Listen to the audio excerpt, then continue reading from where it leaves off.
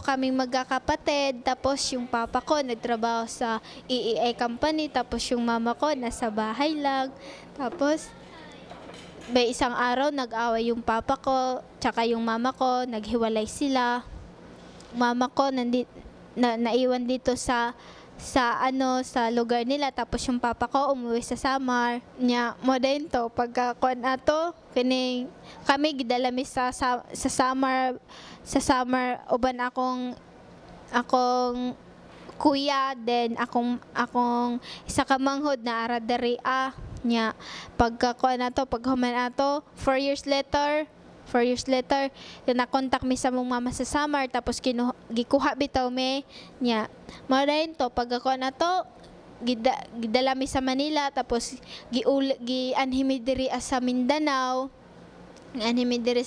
Gibilin mi diri nya lisod bitaw jud kaayo siya nga kahimtang, dapat jud maningkamot jud bitaw nya natoy time nga nag-inform sa ako nga na ay OWAS scholar pagkuan ako kaning katong second year student ko kaning naningkamot jud ko nga maka-honor ko ato nga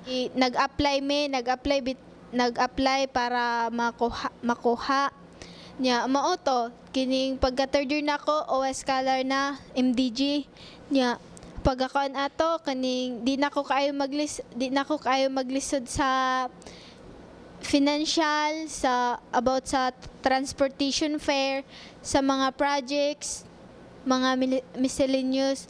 So ang MDG Scholar Fund dako kay to siya tabang kausaban sa akong kinabuhi, di lang sa ako kundi sa ako pong family din